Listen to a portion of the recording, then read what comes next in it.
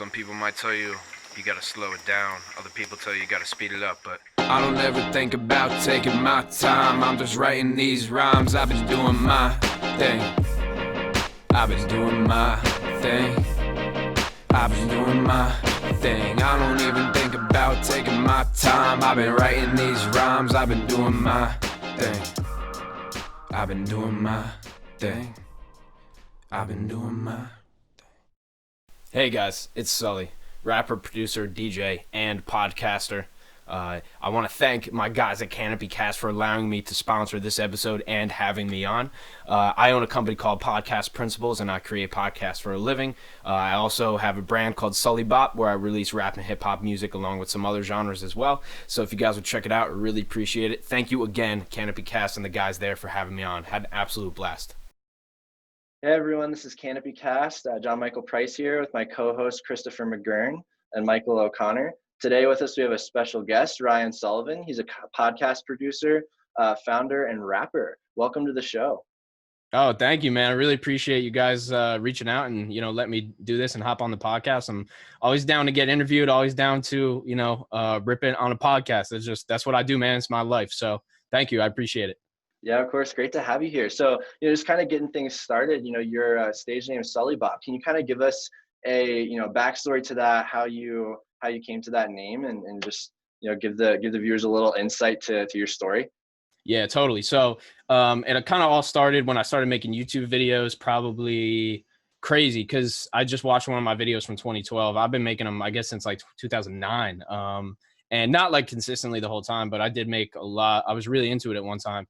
And I went to this basketball camp. I'm gonna make this story short because it is a long story, but I went to this basketball camp and this guy, I was into ball. Like I was always playing basketball. It was my favorite sport. I loved it, even though I'm short, but always just loved the sport. And I went to this basketball camp and this guy, my nickname was always Sully because my name's Ryan Sullivan. And there's always a bunch of Ryans. Everybody just named their kid Ryan. I'm like, yo, all right, let's switch that up. Like, we're just going to take Sully. So from first grade on, people started calling me Sully. So that was already locked in, right? But as far as the bop goes, I was talking to this guy. His name's Kevin Driscoll. And if you're in the basketball community, this guy's pretty well known, runs a lot of camps up and down the East Coast, worked with a lot of teams, a lot of really like high level collegiate teams too. And so this guy, he was like, hey, do you know this basketball player? His name's SullyBop. And I was like, nah, I've never heard of him before. Cause I was probably like, 13 years old. And I never even looked into the guy. Like I didn't know who the basketball player was. He just mentioned that. He's like, yeah, like that's like almost your name. And I don't know, something about it stuck. And I just like Bop. Bob was weird. I didn't want like another name in there, but I was like, if it's music, but this was before the music too though. And it was just my YouTube name. So I was like, SullyBop, that's cool. It's a little bit catchy. And so then I ended up, making a lot of music too and releasing it under that name too. So it kind of, all came in, but it was really just from this one guy at basketball camp. That's such a funny story. Right. Oh my gosh. Yeah, I'm sure everybody has that camp story from when they were younger. Something happened and it just. Oh, I met like a lot of good homies there too, right? Yeah, like everybody's got those stories. Yeah. Yeah, it's so good. Yeah, so give us a little bit more backstory on your career. So I know you're in music, you're in podcast production. You're working on so many different things. Like, what brought you to where you are right now, and kind of the transition from career to career and kind of juggling all that. What's that like? Yeah, totally. I've been in so many different things. I've done all those jobs that every kid does is the landscaping job, the cashier, the liquor store, all of it. The hanging sheetrock, the mowing lawn. Like I've been through all of it, man. Painting floors when I was 11 years old. That's how I started. My dad and my grandfather, kind of crazy work ethic, depression era type stuff. So that's kind of how I started work ethic wise. But I definitely wasn't that motivated. But a huge shift happened for me in community college. So my first 2 years of college, I went to community college. Everybody left, right? So if you guys know, like whether you're in college or you've been in there, usually everybody goes away. And if you're stuck at home, like I cried, I didn't know what to do. I thought I'd made a bad decision. And so I was like, all right, let me try to just find things, that are gonna, that can occupy my time. Cause it's just me, like all my, best friends went away. And everybody starts to kind of do their own thing, So So I was going through that little bit of transition stage. So I had been rapping and I hadn't been producing yet, but I had been rapping. So in high school, senior year of high school, me and my friend made a diss track for this kid in my high school. His name's Marco. Shout out Marco. It's called the Martian diss track on my SoundCloud. It's like the first track I ever released. So what ended up happening was I had only been rapping for maybe freestyling or something for like 6 months, maybe with my buddy. And we released this track, bro. The whole school listens to this track. I got teachers coming up to me, small school, like not a big school, but everybody, I got teachers coming up. I was like, yo, this is like kind of crazy. So in my life, I have moments and I call them like, this is real moments. Like they're just moments where you go, wow, I can do this. So I was like, wow, I guess I can make this rap music. I had always been making music, playing drums, guitar most of my life. But I never released anything. So this is the first thing I released. My friend Purnell, shout out to him, man. He is such a talented music producer, and he's got millions of plays on SoundCloud. Dude's crazy. He kind of took me under the wing as far as like production and helping me record and stuff like that. So that all happened. Now so probably a year or two later, a year and a half later ish, I'm in community college. I make a decision. All right, am I going to do this or not? Like, am I going to take this seriously? Am I going to get this Mac computer, download Logic, start making beats, start recording myself, start taking rap seriously? I made the decision. All right, I'm going to do that. At that same time, or around that time, I found meditation. I started reading every day. I started doing a morning routine. I had always been into fitness, but it kind of ended there. So I got back on the self-development. And yeah, man, I could kind of like, there's multiple ways I could go. I was also a full-time mechanic too at this time. That was my job. So I didn't make any money from music. I didn't make any money from podcasting, none of that. And it's hard to make money from music in general, but so I was doing that. And then it got to a point where I didn't even want to do that anymore. I started going away to college. I got an apartment, but I was like, I don't want to do this. It feels such like a disconnect where you work a 9 to 5 that has nothing to do with what you really want to do. And then you go home and do what you love. That disconnect kind of eats away at you inside. So at least that did for me. So I said, how can I apply what I know and just make it maybe not a 9 to 5, but 10 hours a week, 20 hours a week? How can I get paid for something that I actually want to do? So last summer, I quit my mechanic job because like my parents are blue collar. Oh, you're going to go back to your job. You got to go back to your job. So I quit that, interned at a music studio for free, made $0, could barely pay my rent, tried to learn, met a bunch of artists, got hooked up with a marketing agency to edit their podcast. Then they hired me to do a bunch of other stuff and ended up working like part-time and full-time for them. Learned a lot there. Company went bankrupt. A really crazy story about the company too. But yeah, to kind of wrap it all up, it got me to this point where I was like, yeah, I made a podcast for them. I wonder if I could do it for other people. So I quit the company and kind of here I am. So there's a lot that went on in between that too, but try to give you the synopsis. I hate to like leave important things out, but no, you're good. Yeah, that's awesome. I have like 5 questions from all of that you just said. It's crazy. Like, you know, from what you said about having every job up until this point, you know, like even like you said, painting floors. I think I saw a picture of you. Dude, on I LinkedIn. sanded floors. Yeah, I was sanding floors yesterday. I don't stop. I don't care. Like there ain't. Great. I love cars, dude. I'll still go wrench on cars. Like, yeah, it's fantastic. That, and then like, you know, talking about rap, the diss track back in high school.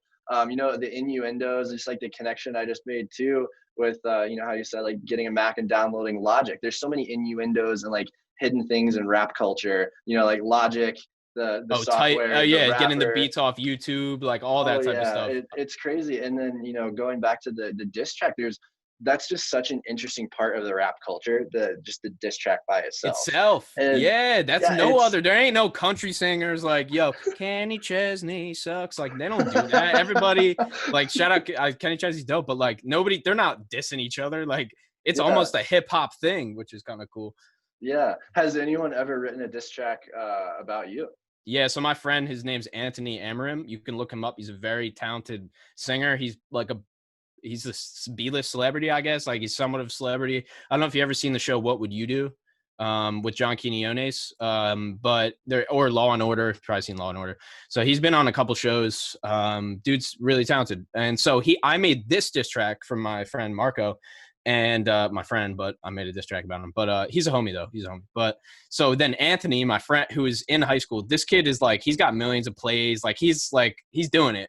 And he in high school still that I think like a month later he released a diss track about me. So it was and his got, I think it ended up getting like more plays than ours did, just because he already had like a platform. But he just released it on SoundCloud. So yeah, he did make one about me, but it was more just messing around. I don't think he really, like we're best friends, you know. It's so interesting how like the diss track in the rap culture is kind of like, you know, aloha, where it can be like, hey, screw you, or like, this is my best bud and I'm just gonna like roast him for 3 minutes straight. It's crazy. Or like the Pusha T Drake type of thing where it's like all under the surface where you don't say his name and it's like you're talking, but then you're talking about such aggressive. Like I mean, you're literally talking about how he didn't acknowledge his own son, like that. I talk about a diss track, like for real. Get the sneak disses in there, right? Yeah, that's awesome. So who was your inspiration for getting into music? You know, like everybody has their either one or multiple inspirational figures, but you know, specifically for rapping, and how has that evolved with your career as you get more and more experience? You know, that relationship with, you know, whether you talk to them or not, but like that relationship with the person that you've looked up to, how has that evolved as you've come along? Great question. Really good question. I'll give you some context. I didn't listen to rap until I started rapping. So I didn't really listen to, I didn't listen to rap my whole life. I probably started listening. So this girl that I knew, that I know, I mean, she's one of my good friends. She sent me this song called Light in the Attic by Action Bronson. And it's a kind of, I got into a lot of underground type hip hop to start. Like I said, and I was never into mainstream anything really. So except for like classic rock, I guess if you could call that mainstream. But so those influences in the beginning were like underground guys then, like Joey Badass, Action Bronson. You know, I could kind of Denzel Curry, like I was going to Denzel Curry shows. We saw Flatbush Zombies, all those type of artists. That's kind of who I was getting into. And then some kind of older like Nas, you know, some Jay-Z and stuff like that too. But now I guess like how it kind of transitioned over time, I started listening to a lot more rappers, man. Just trying to get the spectrum because I'm a DJ too. So, you know, I have to understand this culture. I basically, you know, that whole stage where it's like a middle school to high school stage of like Lil Wayne and all that. I miss that. Like I was at the dance, right, and listening to it, but I didn't listen to any of that music. So I had to I had to learn about all that music. So then I learned about all the popular rap and all the Lil Wayne and all the like whoever, the Black and Yellow and you name it, like all those classics. So then I started to learn about rap in general and hip hop and the culture and really got embedded in it and then worked at the studio. So it kind of went from, I took rap and hip hop where like a lot of people were brought up on it. I was so far outside that I kind of got to open the door and walk in and kind of look around at my leisure. So, but as far as the influences, how they changed, like I said, I really was messing with Badass, Action Bronson, those type guys. But now I listen to everything, man. Like Freddie Gibbs is huge for me. I mean, Pusha is huge. I could go through my spot. I mean, there's a lot of underground guys I still listen to. I was listening to like really crazy underground SoundCloud dudes that I'm still into. So, but as far as the hip hop, I've really gone deep, but my actual music awareness that's really what's been crazy like I listen to a lot of country now. I never listen. That's awesome. Yeah. Who do you think the most underrated, like kind of like you're mentioning before, B-list person out there is right now? Because, you know, like it seems like there are those rappers, especially in the hip hop world, who are like right there. And, you know, that's something that Gary Vee talks about. It's like just one more song, one more out. It's like that next piece of content is going to push you from like where you are right now to like insanely famous. Who do you think that like next person is? Like, if you don't want to answer that, you don't have to. I know like a lot of people are like, I don't want to like call that or push it out. But if you can, like, who would that person be for you? So there's a dude named Chewy, another dude named Saba, Jack Harlow, Freddie Gibbs, who I mentioned. Harlow's really with what that song, What's Poppin'. You probably know it. You might have heard it. Brand New Whip just hopped in, like dope song. Beats crazy. This kid, freaking Jack Harlow, man. I followed him 3 years ago. I found him on SoundCloud. He had like 30,000 monthly listeners, and now he's got as much as J. Cole. So it's crazy. But yeah, those guys there's a lot of other ones, like this guy Prof, who I just found, like refound. Listened to this guy 5 years ago, found him again now, still got dope music, still has only 50,000 monthly listeners, just like he did 5 years ago. So Yeah, those guys definitely, I would say kind of those 5. And then but there's definitely a bunch. I mean, there's people that I rap with, like Chris Patrick is one, my homie Psy, Turkish Royale, Ron Solomon. Like there's these dudes who like I even rap with who I could see they're just the quality of their music is ridiculous. So it's gonna get there. I could go on a long list of people who I think are gonna be up next, but I think Jack Harlow, I don't want to say I predicted it, but damn, but TikTok, bro. He took advantage of TikTok. So There you go. I think what we could do is just like link your Spotify in the show notes if you want. It's probably a good way for people to get the totally. comprehensive Ryan Oh, Sullivan. I mean, it's weird though, because it'll stuff. be like country song, EDM, rap, hip hop, old school hip hop, like EDM from the 80s. Like, That's but great, totally, though. I'll link it all, man. Yeah. Yeah, I think that's so important to have, a mix of different interests there. Yeah, it's awesome. I know like the three of us, like I like a lot of different music, but I absolutely love rap. I love, alternative. I have this playlist that it's comprised of a bunch of songs like almost no one's ever heard of. But like everyone almost always loves 90% of the songs on it. It's the craziest thing ever. But Those are the best ones, man. If you could yeah, put somebody on, man, like yeah, if you could put somebody on. I yeah, mean, the for sure. people But I've been rocking, just people putting me on this whole time. All my homies listen to Kanye since the beginning. They all listen to J. Cole since the beginning. I didn't know Forest Hills Drive. I listened to that like a year ago. yeah, I just started listening to old Lil Wayne albums and old Eminem albums. yeah. But yeah, I mean, Mike over here, you can catch him 365 days a year. He's got a playlist called Jingle Jazz, and it's just instrumental Christmas music in jazz format. And That's dope. I'm gonna get it on my cocktail hours at my Christmas dates, bro. There you go, man. Yeah, Seasonality, baby. That's fire. Yeah. It's amazing to hear, like the perspective of, being both, like you're both the music creator, like you're creating your own music, and also like producing and like helping others find their music and their tone and their beats. Like, how does that for you? How do those two kind of things mesh together? How does it work for you? Creating your own music and helping others create their own. Like, what is that like for you? Yeah, that's crazy to me. This really came into fruition from this drummer that I work with. His name's Adam Litradello. He's a really cool kid. Met him at school and met him in like a business law class or something. He said he drummed, and then 2 years or like a year and a half later, we started jamming together. And he's really nice on the drums. I put the drums down. I stopped playing, but I had always been writing. I've been writing. I've written like a couple hundred songs or some. I don't even keep track, but so he saw me writing and he was like, I can write songs, and he saw me making beats. He's like, I can make beats. I'm like, yeah, dude, like, you know how to do this stuff. So, and he got like a free software with his interface. So he was like, I don't care. I don't need Logic. I don't need any of this nice. I'm gonna just start on this software. And so he started on that. So, and we make like I release hip hop, like you can see like, or R&B or whatever you want to call it. Like you listen to Heart Problems, my single, and then you listen to like what we are making when we're jamming together. We're doing like Tool songs, and then and I'm releasing hip hop, but I'm making like Tool songs and weird country with spoken word over it. Like I don't even know. So, when it comes to collaborating, like I really have been, especially in the last year working with him too, I've really been able to like allow my creativity to just take the lead instead of me being in my mind of like, it has to have an 808, it has to have these hip hop elements.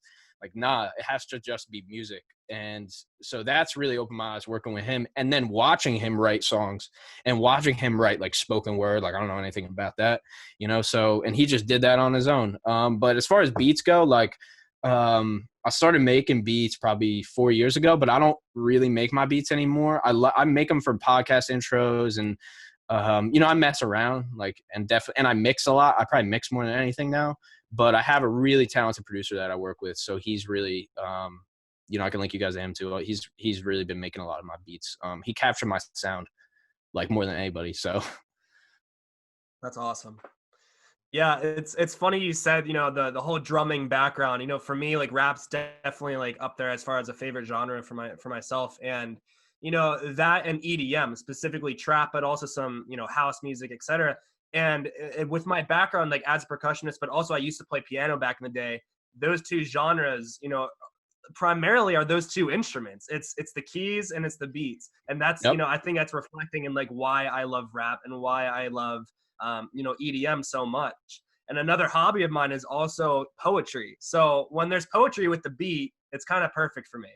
That's And, rap. you know, That's rap, basically, right? Yeah. yeah, exactly. So I'm a huge rap fan. No, that's dope. Those parallels, man. And you can do everything on a keyboard. Like you don't need this. I got a guitar over there. I got like 5 guitars, man. You don't need those guitars. Like you could do this. You could do it on a DJ board, man. You got these clickers right here. Got these buttons. You put the drum here and the hi-hat here. Like you don't need instruments. Like, yeah. It's wild. Yeah, you get it. Yeah. But it's so cool to see like how, you know, it's not just rap for you. It's music first is how it comes across. And that's what I realized too. Yeah, like no, I'm sorry to cut you off there. That's what No. What's what I realized too is I don't want to be tied. Like now, like it's so much better now because I don't feel stressed about like my hip hop, my music, and like my fans love me for the hip hop and they're used to that. But I feel so much more relaxed when I'm going to a song now because I just have fun with it now. Like I don't think about it as much anymore. But don't get me wrong, I do critique every single lyric and everything times 10. But when it comes to me on the mic, like I barely write anymore. Like I write it so I don't forget it, but I do I just do my songs like this. Like I put the beat on and I just go and I just pick some parts and put it together, you know? So yeah, for real, man. Yeah.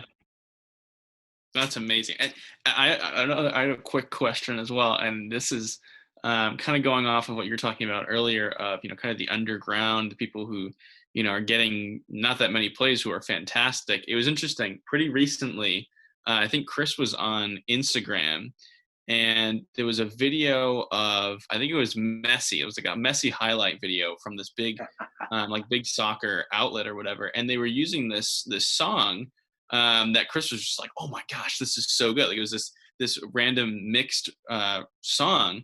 And it was funny because it took us days to actually find it. I ended up going on SoundCloud and like utilizing like a cross functionality to pull the audio out to find it. And the song had like 8,000 listens, even though it was on this Instagram video with had millions and millions of views.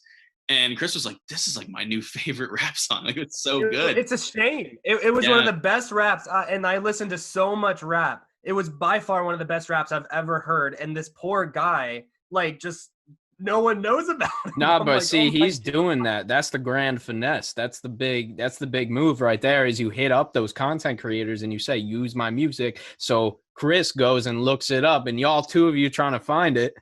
But yeah, man, like who knows? Hopefully that guy just didn't rip off his song and put it over and he actually, you know, unfortunately that happens too. But yeah, man, no, there is no, it's not like plays equals you're good. Like that's never how it is. Yeah.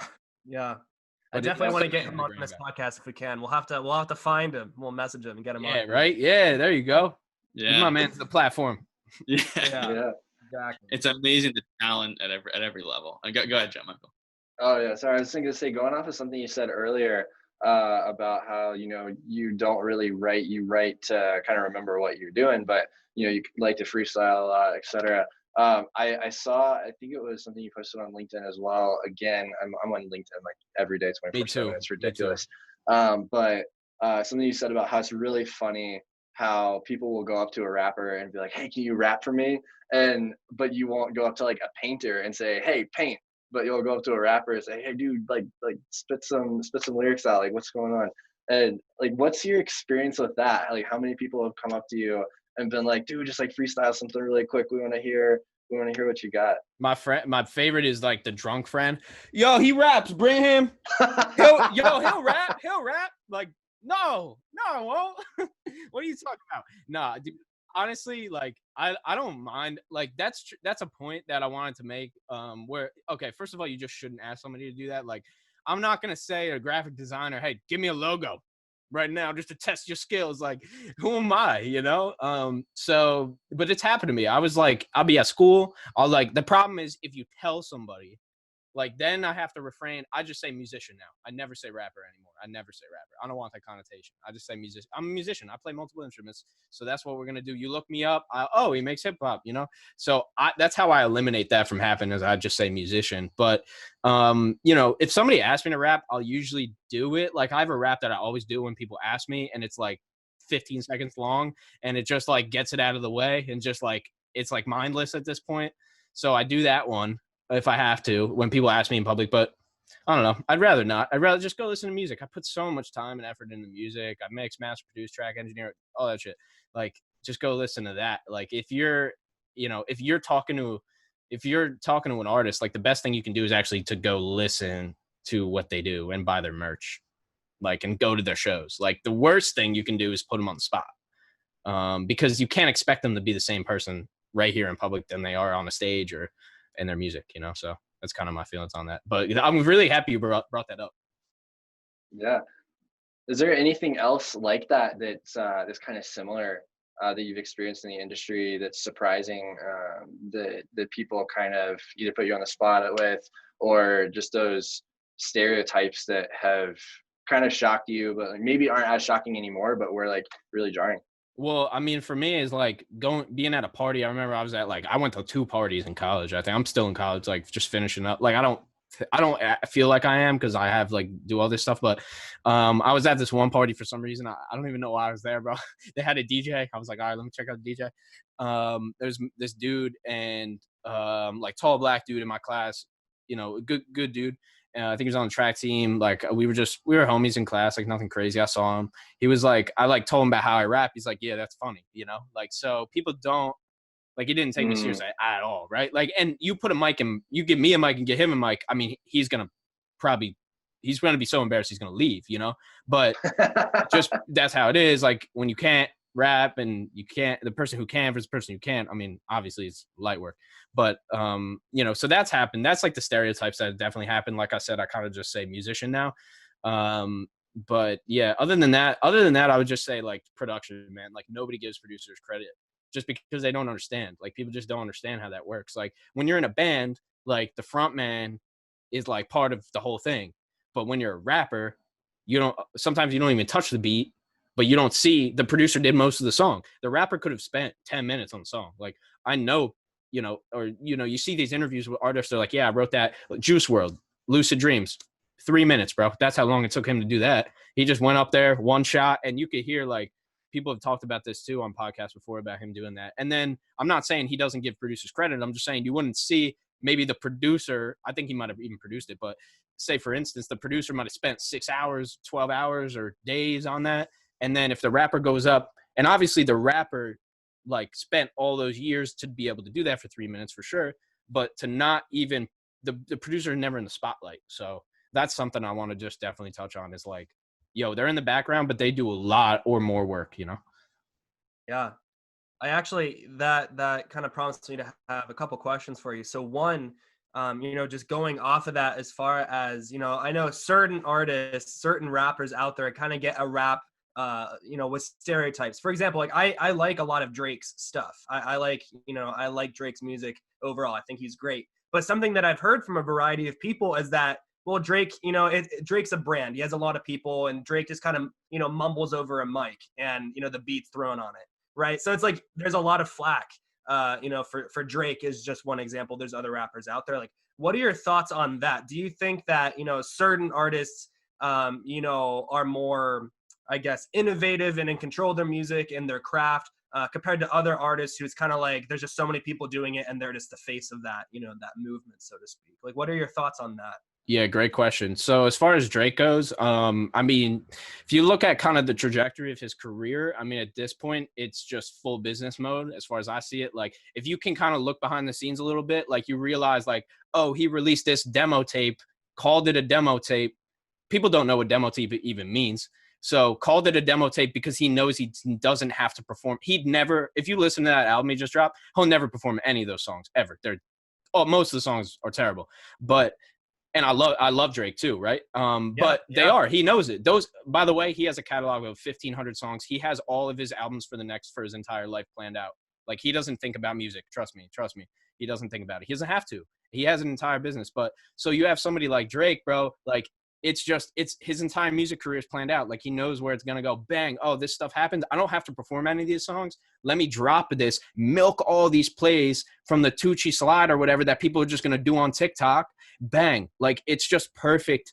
It's just perfect business. It's just business as usual for him, man. So, but then so we got business rapper Drake, probably one of the best arguably at creating a brand around, other than Kanye, but creating a brand and business around their work, right? And then you have somebody like J. Cole. Now, J. Cole doesn't say anything on social media, really. Kendrick doesn't say, it says even less than J. Cole. But they always have such original works. And I think anybody would argue that J. Cole and Kendrick are more original than Drake. But at the same time, hey, Drake's making a lot more money than those guys, bro. And that's what it comes down to. It's interesting. Well, I guess, but then, okay, so there's producers like T-Minus, right? T-Minus, the producer, Alchemist, the producer. These guys really high level, produce for everybody. Bronson, J. Cole, all that, right? They make so much more money on one beat. Okay, so then you have MIDI Money. This guy, look up midimoney.com. This dude, I forget, Gabriel, I think his name is. He has made millions off of like 35 beats. They all suck. They're terrible beats. They're like sonically they're bad. The melodies suck. Like it's not. There's nothing I can say good about his beats. Is the dude a business genius? For sure. Is he a millionaire? For sure. So that's Drake. Yeah. Is he a business genius? For sure. Is he a millionaire? Multimillionaire? For sure.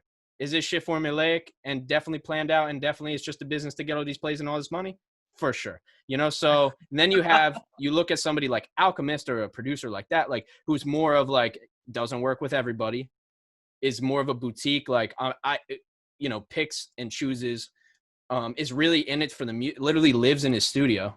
So, there's different sides of it. I'm not here to I don't want to say one side's worse than the other. I think it's for sure. Good to be realistic about the differences. And listen, man, just Drake's never going to be as original as Cole. Like he can never, and I think he knows that and he's okay with that. That's the thing, dude. That's the thing because look at his audience, man. Like look at Jay-Z. Let's take Jay-Z for example. Jay-Z literally trended with his audience. Like he went older and older and he started talking about investing in you're like listening to him. I got this for like $1 million and sold it for 10 mil. Like who cares? Like he obviously is not, that's not Drake audience. Right? Drake kept making music he stayed like this when Jay-Z followed his audience, right? So it's what do you want to do, man? Like, I mean, I have kids hit me up. Like when I do hella marketing on my profile, it's all kids that listen to Juice WRLD and all this and like, where's the trap beats, But so there's artists that follow their audience and there's artists that go with the trend that make music for the trending audience, so. It's all about what you want out of it, man. But yeah, I'm so glad you brought that up because I literally had this conversation with my boy yesterday about Drake. So we were arguing about it, and I was trying to defend Drake, which I don't even like doing. Like, I shouldn't have to. It should be obvious, but yeah, it's interesting. It kind of touches on something that I was talking to somebody about the other day. Completely different industry, but it's a perfect parallel, and that there is so much of a gap between template websites and like completely custom websites. And, they both serve their purpose and they both have their different target audiences. And I think the same is for like Drake and like you were saying, different producers like Alchemist, etc. They have their different target audiences and they know who they're making music for. And the same thing goes for web development companies, and I'm a tech geek, so that's kind of like where my brain goes. But the same thing goes for that like template website versus completely custom route. Like you have different audiences, who you're making a website for. Like this website's going to be cheap, it's going to serve its purpose, and it's going to be that like cookie cutter. We're just going to get a lot of people interested and convert. And then you have that completely custom route. Like this is a very specific tool that is for less people, but it serves its purpose. And like, we're making it for those very few people that need that, you hit the nail on the head. It's all about who it's for, right? Like who's Drake's music for? It's just for a wider audience, bro. I don't know people who listen to like Conway the Machine, who Alchemist just did a tape with, bro. Like nobody, that's underground, man. Like, but they're not trying to reach the Drake audience, right? So no, true. 100% with the websites, man. And that shit's obvious when you go to somebody like, the website I'm getting designed right now, I'm like, I don't care. Like, does it work? Can you send my funnel there? Like, right? That's Hmm. Yeah, for sure. Yeah. And I think, you know, my second question, I think this is a good transition into that as well. With so many different platforms out there now, as far as royalty-free music, you know, the beats, all the stuff, even, you know, YouTube, I know there's a lot of stuff on YouTube, but there's a lot out there, you know, Soundstripe, I'm blanking on the other ones, but you know what I'm talking about, right? So those platforms, with those kind of platforms now, do you think that is helping, or is that destroying the industry? Are you indifferent? Like, what are your thoughts on those platforms kind of mass producing beats that multiple people can use? yeah. I mean, beat makers mass produce beats that multiple people can use. So I mean, I can't.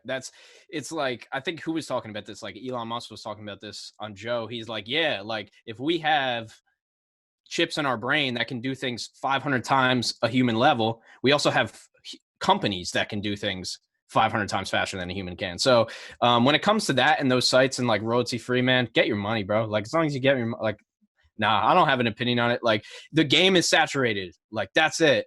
You know, like if you don't want to start making podcasts, then because that's less saturated. Like that, I can never complain about the state of rap. You know, and obviously I have gripes with it. Like I have gripes with what's happening, like opinions. But if there's never like if you ever think that somebody's success or somebody's not saying you, but anybody in general, like if I think that somebody's success is bringing me down, somebody going up brings me down, that's just backwards thinking. But yeah, I'd say get their money, man. Make as many free and royalty free. I don't know how you're making money, but you know, maybe that's not your goal. I mean, not even my goal, Yeah. really. So No, some people just enjoy it. Yeah, I find it interesting because I know kind of like what we've been talking about, this common thread is, you know, you have certain artists that seem to be much more like master of their craft, completely hands-on. One, you know, it's that's their baby. And then you have some of the other artists where it's a little bit more like mainstream, like let's get this streamlined, like this is part of my brand, let's get it out, right? So kind of going along those lines, does the royalty-free music platforms, you know, I guess like kind of support one way or another, you know, if it does at all? I'm just kind of curious. yeah, I think it's great though. Honestly, I think it's great for artists that that's what I did, dude. I used royalty free. I used a couple that weren't, but for my first EP, bro, I made a 7-song EP on SoundCloud, and if it wasn't for those beats, it's not on Spotify. Like it's not. You got to find it on SoundCloud because I stole some of the beats, but without those though, I wouldn't have even gotten started. So I think it's, you know, you're not going to get the quality. I mean, that's why I have a producer. Like he doesn't produce for really anybody else, you know? So That's the thing. I think like if you want to invest in having, you know, one thing that no one else has, you get a producer, right? And if you want to have something that's fun, it's catchy, it works, it gets the job done, go mainstream with the platform. And I I've think bought both, beats too. Yeah. Off those yeah. platforms. And I have a producer. So yeah, something catches my ear. No, for sure. That's interesting. Yeah, you touched on podcasts, and I know we definitely want to dive into that topic with you too, because you have so much experience there. But you know, one last thing that I wanted to touch on, and this kind of just came into my mind with the the royalty free platform talk and everything, is where music is headed with technology. And I've had some conversations with my more tech nerdy friends that also love music, and there's this big push right now for AI and music creation. And I kind of want to, pick your brain on that and see what you think and where that's headed with, computers putting together algorithms of, music and beats and melodies that are, quote unquote, of like objectively good and that everyone's going to like, just based on analysis of popular music and like what's been popular over time in the trend. Where do you think that's headed? Because I have my own opinions, and I'll give it in a second, but I kind of want to hear what you have to say. No, so I got to do a quick plug. Thank you for asking that question. I just got interviewed on this podcast. It's called Humans Now and Then. It's by futurists and technologists. Her name's Rebecca Scott, and it's about it's an hour-long podcast, us going off and like really her interviewing me about AI and music. So definitely do check that out for like an extended version of this question. So funny that you brought that up because literally she just released it like last week. But as far as that goes, I think it's a lot of it is going to be, it's going to be a net positive, I think, overall. But this is the thing. If it's a matter of access, then the artists like Drake and all these other artists, right? they're going to have access to the best version of it first. So that means that Drake has a beat. I don't even know if he made it. Maybe somebody else made it. He's in the studio with this guy. This guy says, hey, I got this AI thing. Let's shoot the beat through. It's going to analyze all of your 1,600 songs, and then it's going to find how this beat replicate, or like, and then it's going to go by plays and everything too. It's going to take into all this account. It's going to find the best version of that beat and then spit it out for you. And then Drake can record. I don't know why we keep you. I don't know. I just keep using him. I guess. I used him in that podcast too, which is so everybody brings him up, but he can record 3 hooks and 8 verses, put it through that machine, and then it'll put it on that track. Right. So then of that track, it spits out 5 versions, and then a human gets to choose out of those 5. Right. So that if that happens, that's going to be trippy. I don't know if it's a matter of access, dude, then who knows? But then when it comes down to the listener doesn't care. They want good music. I don't care how anybody got to the end process. I do, because I'm an artist, but the general listener doesn't mind, because they just want good music. Is it good? I don't care how it got there. Now, I did interview shortly 2 music producers that I work with. One's Beej Links. He was in the group Ground Up. They went on tour with some bigger artists a few years ago. My other friend, his name's Tyler Braddock. He owns the Vault Studio in New Jersey. And I interviewed them, and what Tyler said was that it's going to be too perfect, at least to start. And you see that. My program, like Logic Pro, will quantize my beats and make them perfect as far as timing goes. And it does, and I end up putting a little swing on it, right, or something, because it just sounds way too perfect. So so those are the 2 points: is if it's access and it actually can make a song better, then the listener's not going to care. The other artists might care, because they're like, I don't have access, but you don't have access to his fucking team anyway. So you don't have access to anything he has access to anyway. So maybe that's just another level of that. And then on the other side is it might just be too perfect. How could it replicate human emotion? Because music is about emotion. Art is about emotion. So even if I make elevator music or EDM, like, it's still emotion based, right? So I don't know how it's going to replicate that. So that's kind of my roundabout thoughts on that. But I'd like to hear kind of where you're at. Yeah, it's really interesting, because I think a funnel is going to occur. And what I mean by that is I think they're going to, it's inevitable. Someone's going to make this AI that's going to, produce music based on popularity, based on plays, based on, history. And I feel like what's going to happen is they're going to run everything through, and they're going to say, here's the trend of where music has been going. And this computer is going to chew through all the data and pick out what's popular. And what I think is really interesting that's going to happen is it's going to start spitting out stuff that is going to happen, if that makes sense. It's going to predict that next step. It's going to be predictable. But what's interesting is I feel like because more and more music will be made using those algorithms, the variety is going to go through this funnel, and everything's going to get squeezed into becoming more and more and more like other music, and everything's going to get mainstream. And then people who are going outside of that are going to get popular. And I think what's going to happen, a little prediction here, is like, they're going to, like you said, make that algorithm. It's going to make it too perfect. And then they're going to have to add in a slider of like, hey, how perfect do you want it to be on a scale of 0 to 100? And people are going to have to do all this data analysis of like, what's the best number? What do people like? Is it like 87, where like 13% of the song is like not that great, but the other 87% is like perfect? What's going to be that number that's going to hit the human heart and give people like, okay, there's a little bit of emotion, there's a little bit of imperfection in this? Because I think the human condition behind music is that we are using this like perfect medium in an imperfect way to like speak to other people. And I think it's really interesting. I think that trend is going to happen, and then you're going to see this pushback of like, whoa, don't like that. And everyone's going to go away from perfect music and go towards the people who are kind of the outliers. Damn, that's some, we gonna see. Ooh, we gonna see. But think about it though. Computers Logic Pro did this. Like, you couldn't, like 50 years ago, man, like you couldn't just make music and record it and release it, get it on a record. Like, you couldn't do that. So then it was always gatekeepers, right? So, right. Like, yeah. And look what's happened. Everything's gotten to like the more and more Logic popular. Pro is yeah. Right. It's AI. Logic Pro is AI, dude. Like, it does. I don't care what the definition is. It is, because it's fixing my song for me. So it's already doing that. And then I'm literally doing what you said, is turning that slider down, adding a swing, changing the kick so it matches the vocals a little bit differently. So yeah, totally, Yeah, man. you know, That's what I would love to hear. So Mike here has an interest in behavioral economics. Ooh. So Michael, I would love to hear your thoughts as far as, you know, why do people listen to the music that they do? And you know, with all of this technology and everything moving forward, what do you think is going to happen, you know, on that side of things as well? What are your thoughts on the behavior of the economics?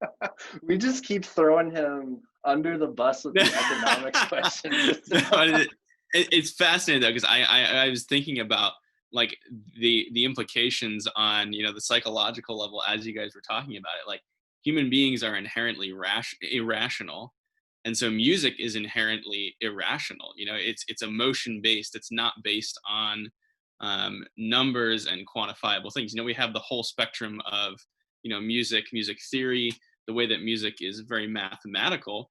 But then you have stuff like asynchronous music that some people love, and you have crazy stuff that individuals just like die for, and like, oh, this is amazing. So I think that in a way that the music industry, you know, across the span of time has always had weird idiosyncrasies, bizarre irrationalities, different preferences to go with it. And I think it's funny, like you were saying, Jam, I think there will have to be like a meter of like where the AI will have to be like, okay, I have to be irrational in order to be popular, which is it's such an interesting kind of dichotomy of, you know, we're trying to build this perfect method of music when in the end, like you're saying, you know, it's emotion. So in order to create a perfect model, it has to be an imperfect model to actually fit. So with those preferences and everything, I think in the end you'll have, you know, and there's plenty of studies. You can like look up YouTube videos of how 3 keys are in like all pop music, or like three major signatures, whatever. There'll always be that kind of stuff, that kind of, you know, cultural ethoses will kind of gravitate towards, you know, like in an American society, maybe we're definitely gravitating towards those things. But then you'll always have the kind of the camps who are fans of very specific genres, very specific niches, who are, you know, kind of on the irrational side of things. And I think it kind of flows, you know, across time. Music has changed so much in so many different ways, especially in, you know, the 20th century. So I think it's exciting to see, you know, what ways will music change and grow and become more rational and more irrational over the coming years. You know, I think it's fast. I think we're also going to see more blending of world music and like cultural music. There's definitely a trend towards that. Even just in the last 10 years, there's definitely been kind of more of a trend of bringing sounds from all over the world into popular music. So it's fascinating stuff, and I'm excited to see what happens. I think also a problem is, yeah, 100%. But also a problem is like we're assuming that people are gonna use it. Like it might not be good. Yeah. Nobody might use it. Even the best Quincy, you know, Adams or John, whatever his name is, Quincy, who's a big music guy, Quincy something. He might be like, hey, I'm an OG, bro, but this shit sucks. Like, or Drake's team might be like, dude, Drake, like you gotta stick to what we're doing here, man. You can't just bring this AI in. Like, this is gonna make it sound terrible. Like, it might not work.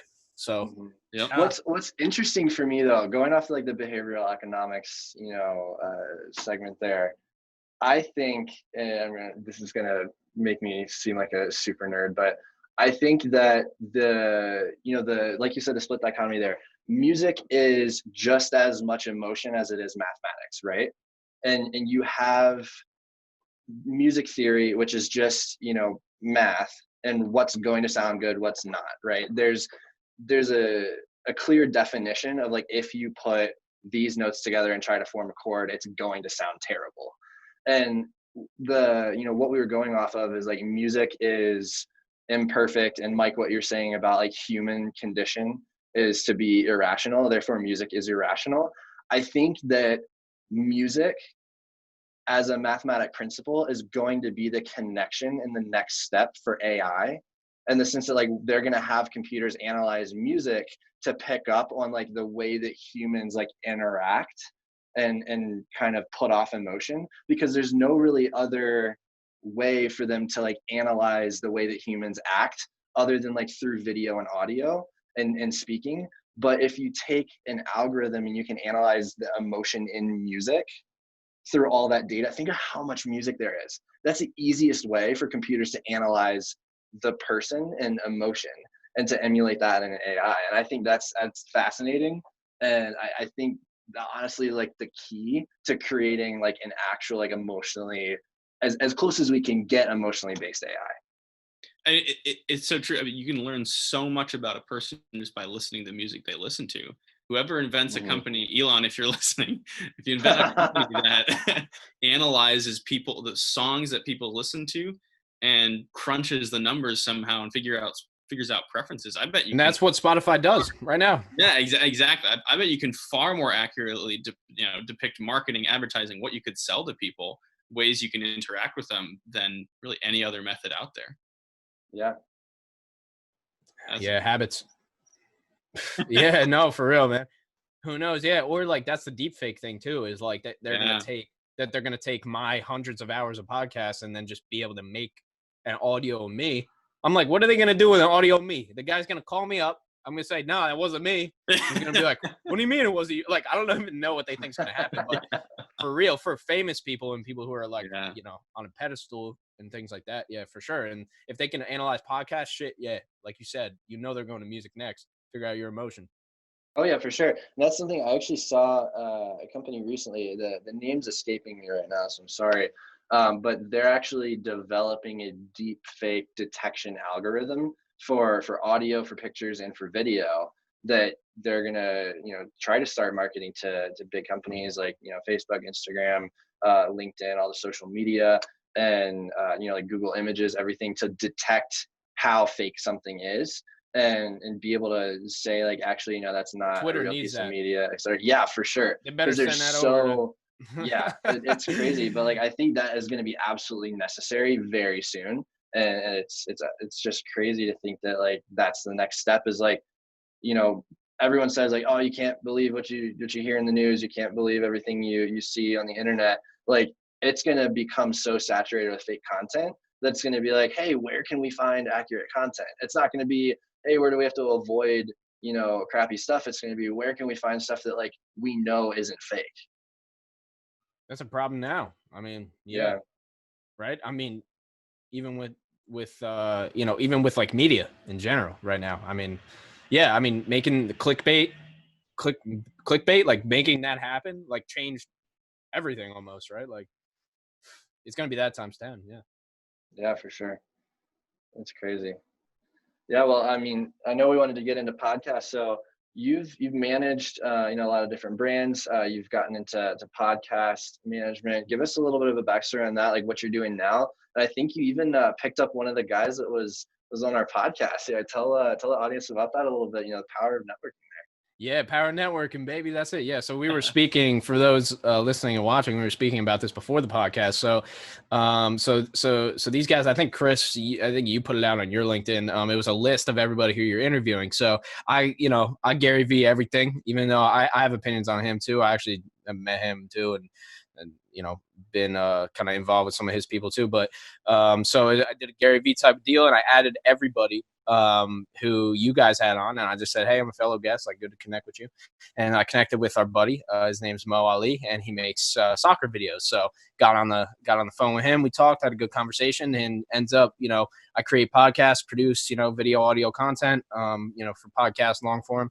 So that's what he needed. He does these amazing, if you got to check him out, at Mo Ali FC. I'm gonna plug him right now, but just because like we said before, probably one of the best content creators like there is right now, especially sports, probably one of the best single person doing it, right? Like, and so he's built this crazy fan base for himself over the years, and he does these Instagram lives that he records, and interviewing soccer players, athletes.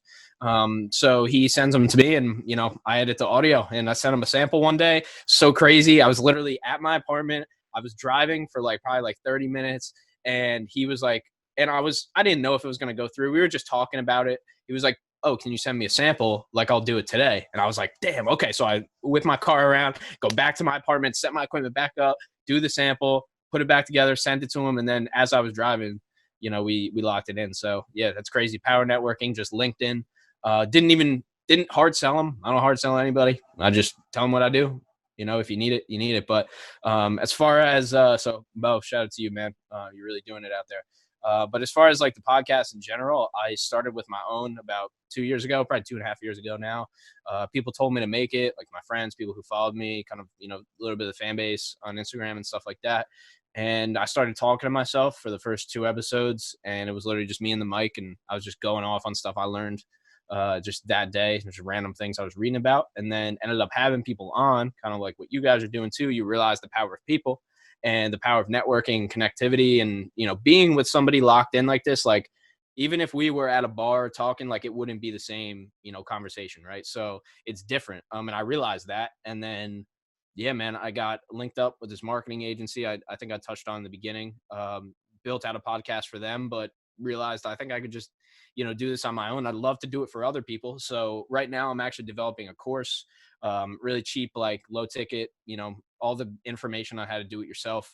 And then, you know, so if people can't work with me, they can at least, you know, start it themselves. And really my goal is to Joe Rogan it and just be able to interview people all day and just get to that point where, you know, I have my business running, or I'm making money off my podcast enough to support myself.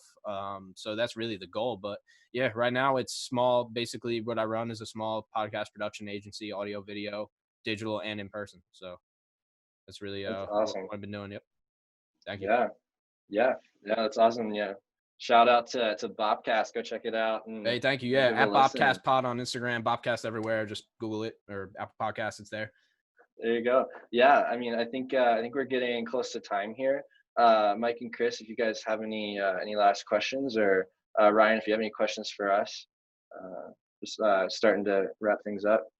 No, totally. I mean, like, I don't even know much about, like, obviously I checked you guys out and checked out the podcast, but like, what is your, you know, real quick, like, what's your goal with this? What's your why? Like, why are you doing this? Yeah, for sure. So this is the second podcast that we've done kind of in our ecosystem of companies. So we have a business-to-business service agency called Chameleon, and we started a podcast there. It was just Mike and Chris. I wasn't on that one. And that was more of like an informational industry podcast. The guys can touch on that a little bit. But we started this one, and the tagline kind of speaks for itself: an ecosystem of expertise. And the goal was just to bring people in, like you said, the power of people, and bring people in, talk to them about various different industries. You know, like we've brought, you know, sales experts in. You know, you're a musician and podcast producer now.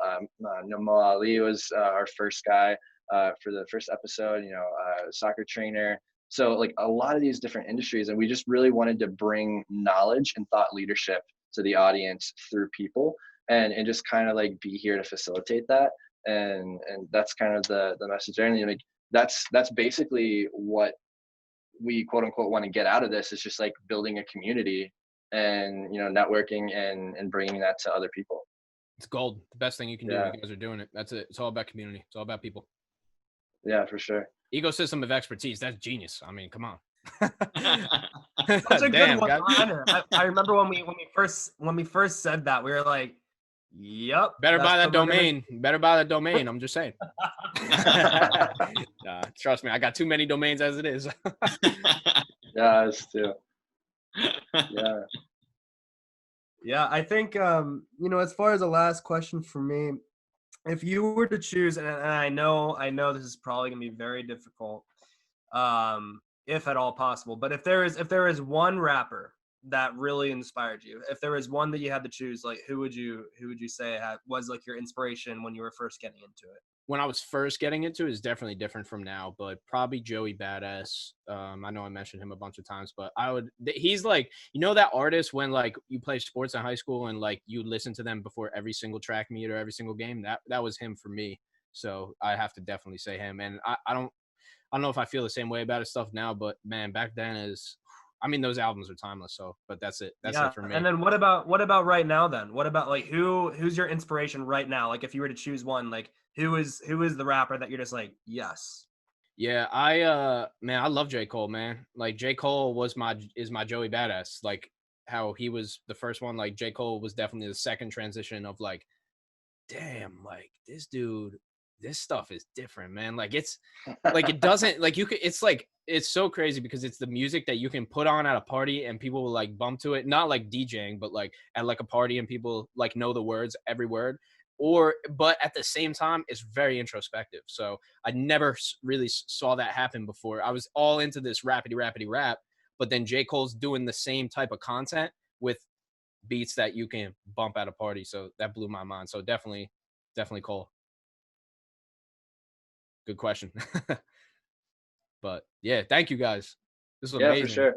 This is Yeah, amazing. I know. I have one last one. You mentioned that you know, meditation and routine is really key for you. Um, when do you have your routine? Like what time of day is that and why? And how can other people kind of adopt that mentality into their schedule, like from your perspective? Love this because I did a lot of work on this too and a lot of research. Kind of got into it from Sam Harris meditation. I would definitely check that out. Spirituality Without Religion, great book if you want to learn about meditation, but you don't want all the fluffy stuff. You don't want any of that like woo woo. Like this is just straight up facts. That got me into meditation. I started a practice at 6:30 in the morning for 30 minutes every single day, and then I would read for 30 minutes, and then I would make breakfast and start my day. That was probably 2.5, 3 years ago now. So over the last 2.5, 3 years, I've gone from full morning routine to no morning routine. I did 2 weeks of cold showers every single morning right when I wake up. I did 35 days of 6 a.m. workouts. I'm doing intermittent fasting right now. I've done a lot of different diets. I'm about to go keto after this. So I've tried a lot of different things. And for me right now, when I'm locked in at is not too early, like 6:37, sometimes 6, like, if I can get to bed by 9 or 10. But usually wake up, 6:30, 6:45. I start with 75 push-ups and about, as many crunches as I can do in one set, just to get the blood going. I don't do a whole workout or anything. I'll just get the blood going, do my push-ups and my crunches. I add 5 a week. And then once I get to the point where I plateau, and then I drop down to 5 above where I was the first week. So I just keep doing that. So it ends up being 27,000 push-ups a year if you do it every single day. And then after that, I do my meditation for 20 minutes Monday through Saturday, and then I do 30-minute guided meditation on Sunday. And then after that, I read. Typically, if I have to make content, I might make content instead of read. But I try to read and not watch a podcast. And then once that, I don't eat. So I don't eat till 2 p.m., 1 to 2 p.m. So I don't have to worry about that. And yeah, so then I start my day. It's like usually get started around 8:39. So That's my really routine right now. interesting. Specifically, most people that are like super into routines have had the routine. They've kind of like refined it, but they've had the same routine for a while. And I picked up on you saying you're like, I kind of bounce back and forth, and I'm doing this thing now, and I was doing this and that and the other. It's really interesting. Could you touch a little bit more on like why you change it up so frequently? Yeah, because I want to see what works. Because, like, so if you look up this one guy, he owned Muscle Farm, I think it was, big supplement company, big dude, huge. They were huge. They had some scandals and stuff happen. His name's Corey G. Corey G is just a beast, man. If you go to his socials or see what he's all about, he's crazy. I don't like all of his content, but he does like 2 miles of lunges every day, right? So then people watch that and they start doing lunges. It's like, bro, wait up, lunges might not be your thing. Like, I know he does lunges, like, but for some people it's running, and then for some people, so I'm looking at all these routines, and then I got this audiobook. Could probably even pull it up. Audible. If you don't have Audible, just buy it right now. Like, just buy it this second if you're listening to this, because it's like next level. But I have this book. App won't open now, but it's called Daily Rituals. It's by Tim Ferriss. It's just audiobook, so that's why I'm saying just get the free trial, get it. It gives you the daily rituals of like 500 plus people, from Da Vinci to the author, to famous film composers, and like everybody, right? So I'm looking at all these daily routines, man. There's people who get up at noon who are the most successful people. Bezos gets up at like 10, I think, right? So I'm like, damn, everybody's got their own thing. So variability, man. You got to try to find what works for you. I don't want to run, man. I hate running. So all right, I'm not going to do that. Do I like working out, lifting weights? Sure, but I don't want to be clanging weights around at 6 o'clock in the morning. So what can I do? Push-ups, so I just find what works for me. And because I know when I wake up and I'm drowsy and like don't want to wake up, push-ups, that shit, bang, gets me up. So I had to find what works for me, so that's why. That's awesome. Yeah.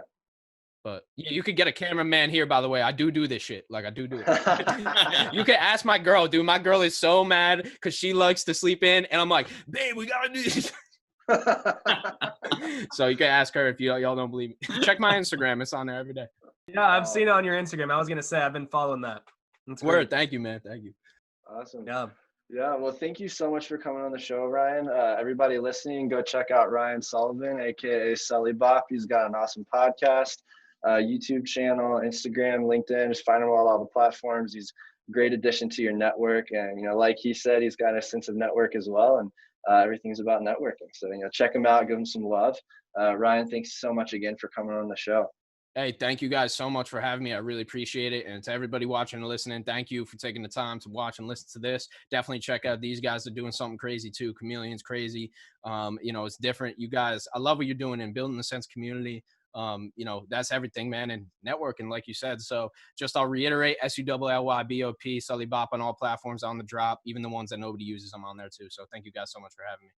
Awesome. Thanks so much for everybody listening in. Until next time.